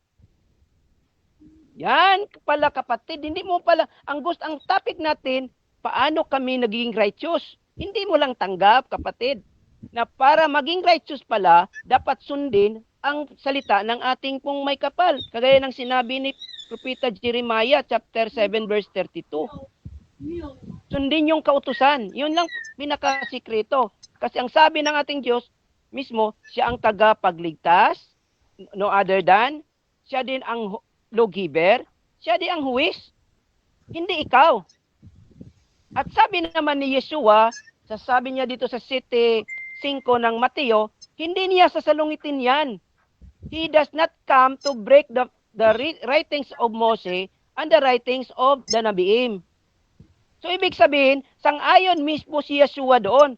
Ngunit itong ating kaibigan na si Bishop Cesar, siya lang ang hindi sumang-ayon. Pero mismo yung Yeshua niya ay hindi sasalungat doon. Kasi sabi niya, do not think that I came to destroy. Bro Cesar, huwag kang mag-isip na pumarito si Yeshua para baliin o to break the Torah of Moses. At nasa Torah yun. At sa mga sulat ng propeta, propeta Isaiah, kanina ko pa binasa, propeta Jeremiah, at sinabi na wala daw naging righteous. Ang dami kong binasa.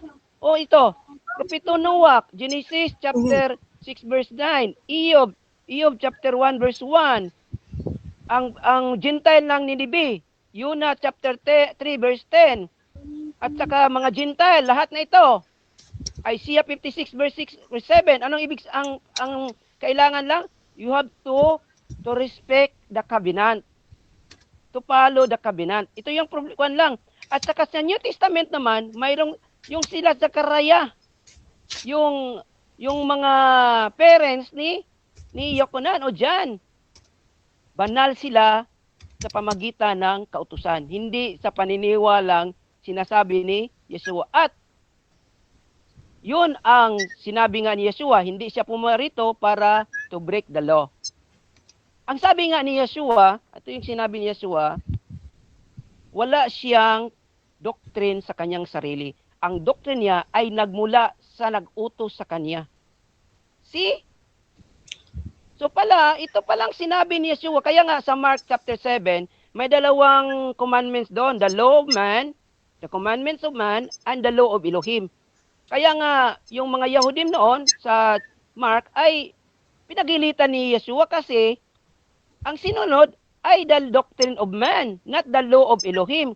Ang dinala ni Yeshua diri is the law of Elohim, which is tinuro sa mga propeta, kagaya ni Propeta Mose at iba pang mga propeta, kapatid. O klaro naman yan mabasa talaga na upang maging righteous ka, ay susundin mo yung kautusan. At salita na yan ng Diyos, at ituro ni Propeta Mose, ang sabi pa nga ni Propeta Mose, huwag kang magdagdag ni magbawas. Kung bawasan mo yan, isipin mo na nawala niyan, pagbabawas yan. Kung dadagdagan mo pa rin yan, bawal pa rin yan, kapatid. 'Di ba? At isa pa, dahil bakit hindi alam ni kapatid na si Sarian? Kasi ang ayon naman sa Salmo sa 147, 19 to 20, ang mga kautusan ay ibinigay lamang sa bayang Israel at hindi niya ibinigay ito sa ibang mga bayan. Kaya hindi alam ni kapatid na si Sar, kaya ignorante siya diyan. Kaya nga nandoon lang siya palagi sa New Testament. Dito tayo sa New Testament. Itong Hebrew chapter 8, sinabi niya, lipas na daw ang covenant. Wala akong problema sa lipas na covenant. Kaya totoo yan. Sabi niya Jeremiah chapter 31, na gawa siya ng bagong Brit Hadashah. Ngunit ang kautusan ay hindi sinabi na nagbago. Yung covenant lang. So diyan kasi walang alam sa Torah, kasi ulitin ko Psalm 147 verse 19 to 20, ang kautusan at ang mga covenant lahat ay ibinigay lamang sa bayang Israel, hindi nga ibinigay sa ibang bayan. Ito naman tayo sa Hebrews chapter 9 verse 22. Alam nyo ba na ang sabi diyan, if there is no remission kung walang daw ng dugo. Alam nyo ba anong kasalanan ang tinutukoy doon? Ang tinutukoy diyan na kasalanan nasa Levitico chapter 5, yung tinatawag na unintentional sin. Pero yung mga intentional sin ay kailangan ng total repentance. Hindi kailangan ng itinatawag na offering. So yan, hindi din alam na ating kapatid kasi nag-mix up Ngayon, dito tayo. Si Haring David noon, nung nagkasala siya kay Bathsheba, nag-offering ba siya? Hindi. Nagsisisi lamang siya at pinatawad siya ng ating Panginoon. Saan mabasa yan? 2 Samuel chapter 12. Hindi alam ni kaibigang Cesar yan Kaya, yung pagka-righteous, mula sa banal na Torah, hindi kailangan ang isang tatawag ka sa pangalang Yeshua. Sinipi pa kanina niya sa Isaiah chapter 9 verse 6. Walang sinabing Yeshua doon. At ang pinaka problema doon, yung Yeshua niyo, he is a descendant of Yekonia kung saan mayroon yang tinatawag na tonglo. May sumpa yan sa Jeremiah 22 verse 30 na hindi siya paupuin sa luklukan ni David. Kaya wala yan. So zero yan, zero. So kahit ano pang sasabihin mo bro Cesar kasi may sumpa yan at saka hindi mo alam ang buong katotohanan sa Torah kasi you are only from the Gentile, you are from the other nation, wala kang tagapagturo, yung nalalaman mo ay mula lang yung sa iyong nababasa, wala kang tinatawag na taga-guide. So mali yan kasi take note, Psalms 147 verse 19-20, ang mga yan ay ibinigay lamang sa bayang Israel, hindi niya ibinigay yan sa ibang bansa. Kaya paano ka nagkaroon yan ng magandang pagkaunawa? Si Zero at saka si Yeshua naman ay hindi yan sumalungat dyan. Sabi nga niya, ulitin natin, hindi niya sasalungatin ang mga nakasulat sa mga propeta. Katulad niya ng Psalms 147 verse 19-20. Ang mga yan ay ibinigay lamang sa bayang Israel, hindi yan ibinigay sa ibang bansa. Kaya wala kang alam dyan, bro Cesar. Kaya yung mga latag mo, lagpak lahat. Okay, dako tayo sa affirmative second cross. Pastor Cesar, your time starts Opo. now. Okay po. Ito. Paano si Abraham naging matuwid? Sa pagsunod ba sa kautusan, yes or no? Sa paniniwala sa ating Panginoong Diyos, walang sinabi maniwala kay Yeshua. Next question. Okay. Next question. Saan sa talata na sabi mo na si Abraham ay naging matuwid dahil sa paniniwala sa Diyos? Saan talata? Pakibasa. Genesis chapter 15. Mahaba yan, maubos ng oras. Okay. Okay, pangalang tanong. Next question. Okay. Ang sabi mo, yung kautusan ay makapagligtas. Tanong, si Abraham ba ay naligtas ayon sa kautusan? Yes or no? Paki-ulit nga bro, Mr. Moderator, putol yung paki-stop the time, Opo. putol yung parang mayroong Okay, opo. na-mute. Okay. Ang sabi mo, ang kautusan ang ating tagapagligtas. Tanong, si Abraham ba naligtas dahil sa kautusan? Yes or no? Mr. Moderator, Paul's Palasi, Stroman Palasi, hindi ko sinabing ang kautusan tagapagligtas, kundi ang sinabi ko, it is righteousness for us. Okay. Palasi, Stroman. Pastor, magre-rephrase ka ba ng tanong or yun pa din? Aking iba. Okay, proceed, Pastor. Okay. Ito yung tanong. Si Abraham ba naging matuwid dahil sa pagsunod ng kautusan? Yes or no? Yes, Yes. ayon sa Genesis chapter 26 verse 5. Okay. Yung bang panahon ni Abraham mayroon ng kautusan? Yes or no? Yes, mayroon. Ulitin ko, Genesis 26 verse 5. Ang mabasa dito, kapatid, para for the sake sa mga nanonood, ito basahin ko. Sabi dito, sa Genesis chapter 1 ito mababasa natin. Sabi dito, because Abraham obeyed my voice and guarded my charge, my commands, my laws, and my turot. O yan, ang Next babasa. question. May talagang autosan pala. Okay. Ayon sa Genesis 15:6, at sumpah sa'yo sa Panginoon at ibinilang siyang matuwid. Tama to, hindi? Tama. Tama ba to, hindi tama? Tama yan. Kasi mayroon silang pinag-usapan ng ating Panginoon. Ang pagiging makatuwiran kasi Panginoon, dapat mong sundin ang kanyang mga salita. Isa na doon ang kautusan. Okay. Next question. Next question. Okay. Yung kautusan ba, ang kautusan ba, yung tipan ba ay pangako or hindi pangako?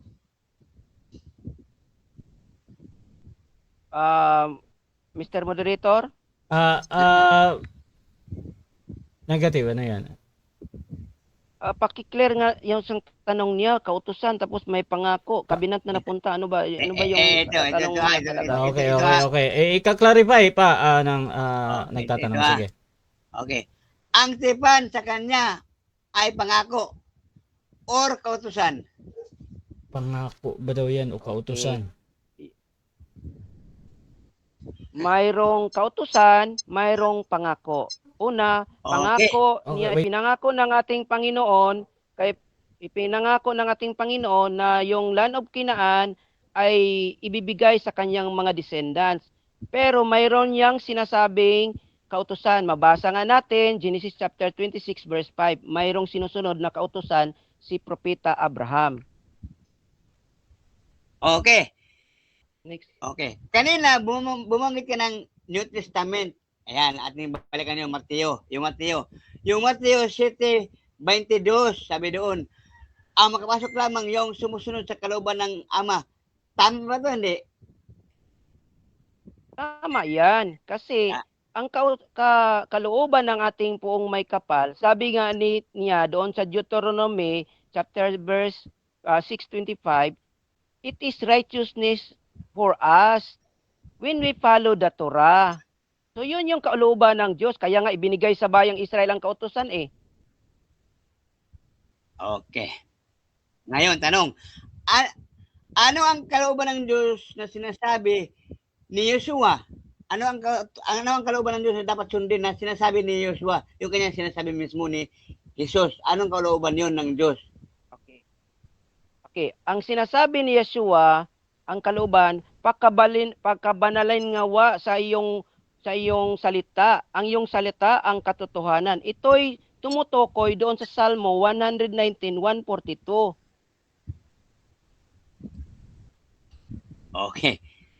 Okay. Ito yung tanong uli. Sinabi ni Jesus, nung Yeshua, doon sa Juan 6:40, at ito ang kalooban ng Diyos na ang makita sa anak ay sasampalataya. Tama ito o hindi tama? Tama yan. Kaya dapat kang sumalampalataya kay Yeshua kasi ang sabi ni Yeshua, John chapter 17 verse 17, pagkabanalin mo nawa sila sa yung salita. Ang iyong salita, Ama, ang katotohanan. Anong salita yon? Nasa Salmo 147:142, yung kautusan. Oh, okay. Okay, balik na sa paksa. Okay, paksa. Ang sabi mo kanina, na ang kautusan ay huwag dagdagan, huwag bawasan. At ito sundin. Tanong, yun ba yung sinusunod, yung kautusan hanggang sa ngayon? Yes or no? Yes. Sinusunod namin ang buong kautusan basta ang mga requirements ay nandun. Okay, requirements. Okay. Ang tungkol sa kaligtasan ng kautusan, ang sabi sa Lumang Tipan sa Tanak doon sa kautusan, na yung dugo ng korderong kambing baka tupa ay kailangan ang panglinis ng kasalanan. Tanong, ba itong ginagawa o hindi ginagawa? Objection muna. Objection, Mr. Moderator. Palasi yung tanong niya kapatid na moderator, kasi sabi niya ayon daw sa Tanak pero ang binabasa niya ayon naman sa Brit Hadashah. Okay. Ano yan, palasi? Okay. Affirmative, meron ka bang counter objection? Opo, moderator. Ayaw kasi, moderator, yung Tanak kasi Tanak, yan yung surat ni Moses na Pentateuch, yung 5 books of Moses, Genesis, Exodus, Leviticus, Numbers, Deuteronomy. Ngayon, ang Deuteronomy, ano yung kautusan na mga tungkol sa mga kautusan na yan? Ang tanong ko ganito, yung paghahandog ng tupa, baka kambing, ng dugo na handog kasalanan. Okay. Tanong ko sa kanya, kung kanila bang sinusunod, yes or no? Okay, Kasama yes or yan, no? Sinusunod ba daw yung basta kahit Kaya anong nga, identified ni Pastor Cesar dyan kung sa Tanak yan, proceed pa din yan ha. Bro. Opo. Okay. Anong sagot mo? Kaya nga sinabi ko kanina, prepared ko na alam ko na yung susunod na tanong ni kapatid na si Sir kanina kasi may requirements yan. Ang requirements diyan, templo. Walang templo ngayon. Giniba ng Roman Empire. Hanggang ngayon hindi pa na itayo. Kaya isa sa requirements, sabi nga, okay. Okay, so dyan nagtatapos mga kapatid ang ating second stage. Dako tayo sa final conclusion. Mauna dito si Brother Jerry sa ating paksa bilang negatibo na ang House of Israel, righteous Gentiles ay walang kaligtasan. Bilang negative, Brother Jerry, your time starts now. Okay, magandang umaga naman sa ating uli. So dito natin kanina kinakrusig sa amin, kung hindi nyo napansin na mga kaibigan, mga kapatid, naubos yung buong oras ko sa pagkrusig sa amin lamang sa Ecclesiastes 7:20.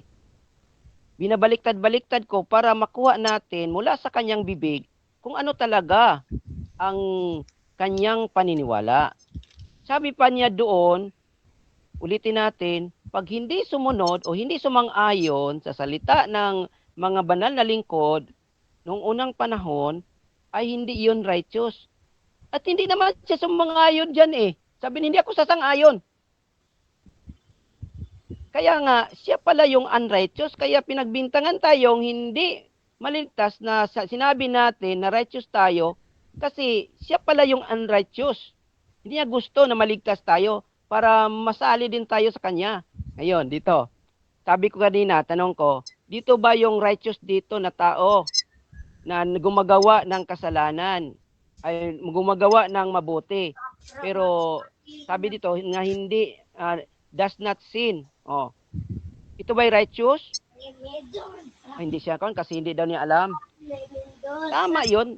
Dapat lang kasi ang Salmo nga sabi kanina, 147 verse 19 to 20, wala talaga silang alam dyan. Yun yung pag-usapan. Yung mga tanak, wala silang alam dyan. Ngayon dito tayo.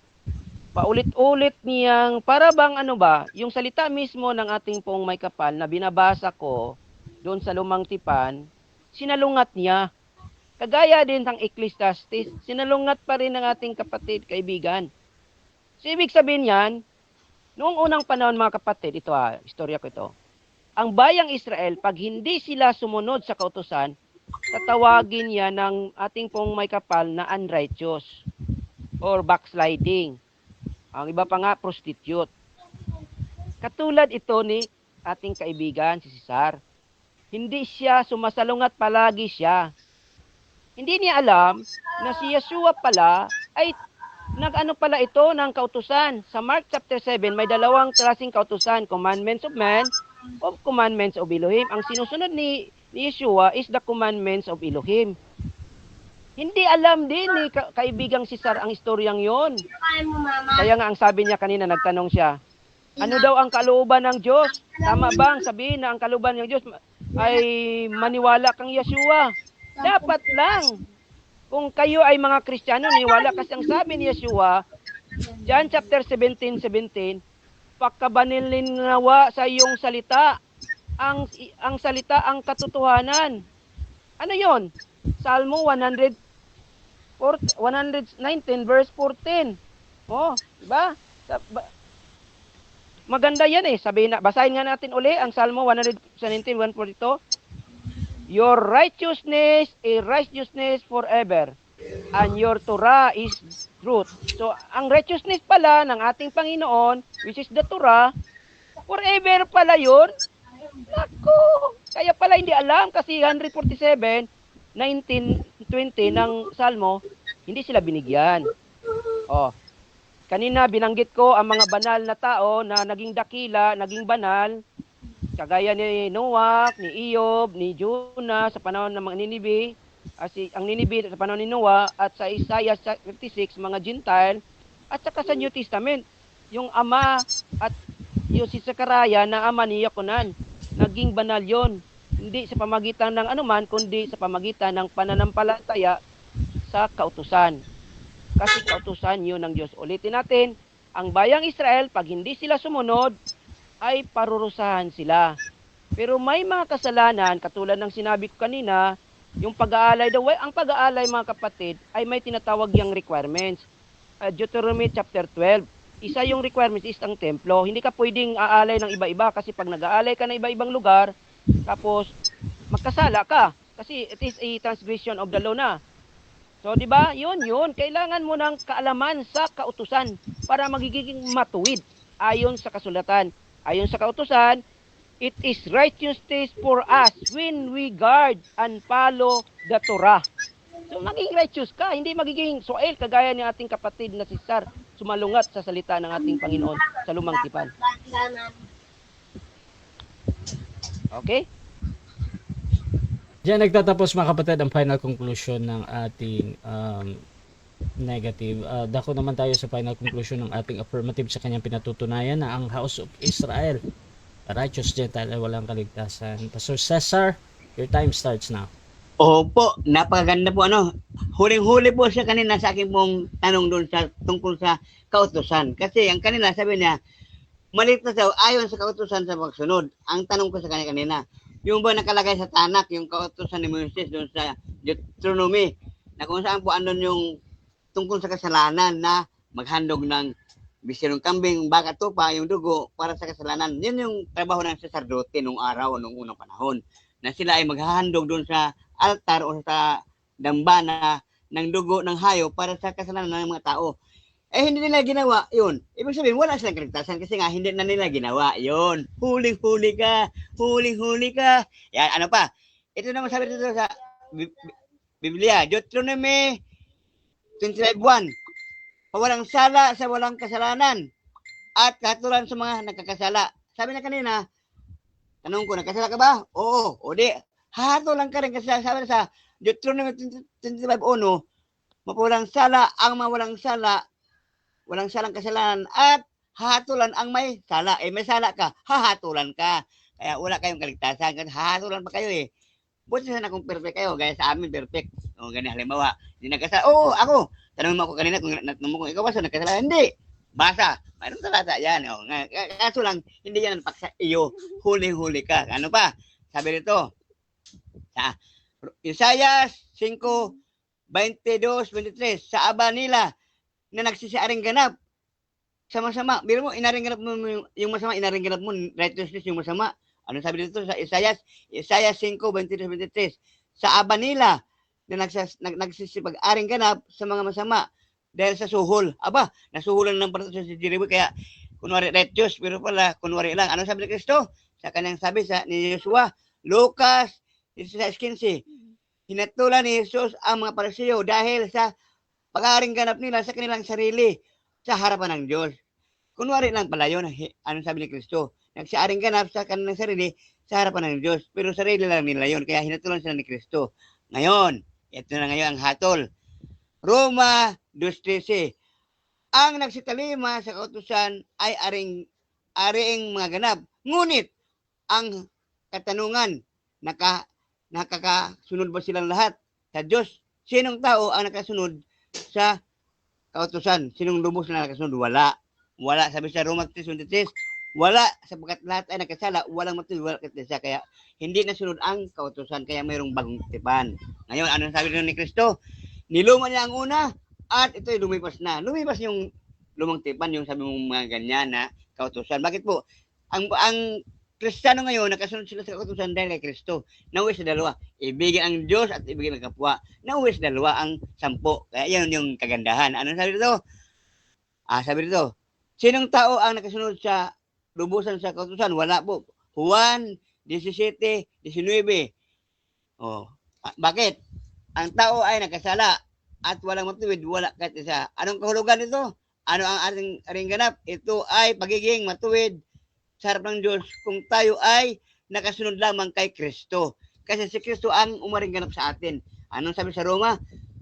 Kung sino ang tinawag, siya naman inaring ganap ng Diyos. Kung sino ang sa Panginoon tumanggap, ay aring ganap naman ng Diyos. Kasi bakit? Si Kristo ngayon ang tagapamagitan sa bagong tipan. Hindi na yung tipan ni Moises, kundi kay Kristong tipan.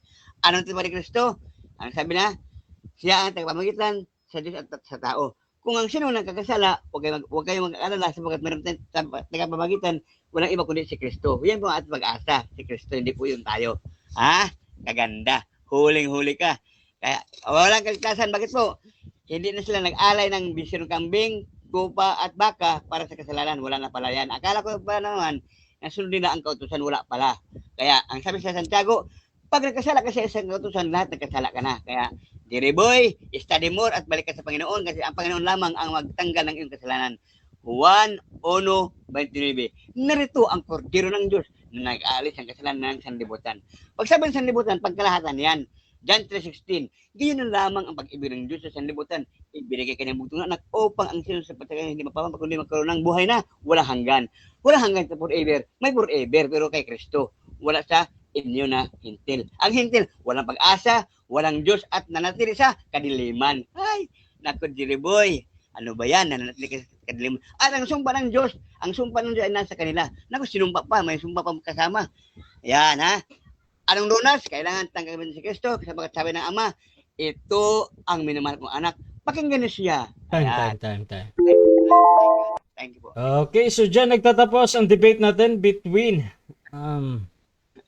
House of Israel, mga kapatid, laban dito sa Church of the Firstborn. Carlita. At before natin iyan yung ating live, syempre gusto ko muna kayo magpasalamat sa lahat ng nanood at makakapanood pa nito. At sa lahat ng ating nag-comment ngayon. Unahin natin si Brother Cesar, Pastor. Okay. Maraming salamat po sa lahat po na nakikinig. Shout out po kay Kim Alper na nanonood ngayon, Pop Up, Isa Sako, Sherlita ng sa Quezon Province, okay? Quezon Province, Sherlita Rapsing, okay? Sister, God bless you po. At sa ating po mga kapatid sa Mindanao, nandito sila lahat, na aking kapatid sa Davao City, sa Panabo, Kuya Junior, at lahat po na nakikinig ngayon sa comment section. Higit sa lahat, ang Panginoon Hesus Kristo at ang ating moderator, thank you Brother Rasya, na iyong pinagbigyan at ito po ay naging maayos ang debate. Jerry Boy, thank you sa iyong panahon at sa loobin ng Panginoon tayo magkakita ng personal upang tayo ay magkadaupang palad at ikaw ay ako bala sa iyong pang-ice cream at palamagin ko ang iyong damdamin. Thank you po at maraming salamat. God bless you po. Okay, at syempre, Brother Jerry, pasalamat na. Natatawa ako kay kapatid na magandang umaga na naman sa ating mga kapatid. Pasalamat ako sa ating kaibigan na si Cesar kasi ang sabi niya kung matalo daw siya is magbigay siya ng ice cream o parang binigyan ako ng ice cream ngayon, sabi niya kung magkita kami. So pasalamat din ako sa ating kapatid na si Rasya sa Rasya Vista na ito yung talagang noon pa dito yung mga debate ko na dito yung ginaganap ng mga debate ko at lalo na sa ating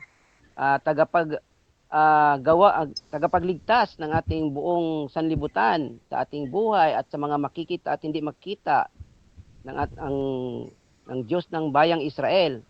Siya ang may sa lahat siya yung may gawa nito. Kaya nga nagkaroon tayo ng debate ngayon. So, sa muli, itong kaibigan ninyo, kapatid at nasa kabilang paniniwala, si Aki Giri ng House of Israel, the righteous Gentile. Okay mga kapatid, Rasha TV, gusto rin mapasalamat sa lahat ng sumusuporta at laging naniniwala pa din sa ating pagmamoderate. Isang malaking shoutout para kay Master, mga kapatid na nanonood. At kung gusto nyo sumali sa ganitong gawain, pwede kayo mag-PM sa akin or maghamon man sa dalawang ito. Nandito si Bishop Cesar Baladad. Actually, maraming debate to, walang inuurungan to. At syempre, dito din kay Brother Jerry, mga kapatid. Basta usually kasi dapat aralin nyo muna yung paniniwala ni Brother Jerry. Hindi siya parang hindi siya parang gaya ng mga need nyo talagang muna ba? Basta si Brother Jerry. At mga kapatid, pwede nyo akong gamitin as moderator ha. PM lang kayo sa akin kung gusto nyo maghamon sa dalawang ito. At mga kapatid, please subscribe nyo ating YouTube channel, Rasha Debates TV. At syempre, yung kay Pastor Cesar, nagla-live ata siya ngayon. Paki-follow na din si Pastor Cesar sa kanyang mga live, sa kanyang profile kung gusto nyo magsuri sa Church of the Firstborn. At syempre, kung gusto nyo din magsuri kay Brother Jerry, meron silang mga content sa kanyang Facebook. Nagpo-post pa ba si Brother Jerry din? Ayan. So, pwede kayong yung puntahan din yung kanyang profile. At syempre mga kapatid sa akin din dahil dito ako laging nagla-live sa personal Facebook ko, Rasha Vista mga kapatid. At doon sa aking TikTok, Rasha TV pa rin at sa aking YouTube nga, Rasha Debates TV. So maraming salamat mga kapatid. This is Admin Rasha ng Rasha TV and we're out.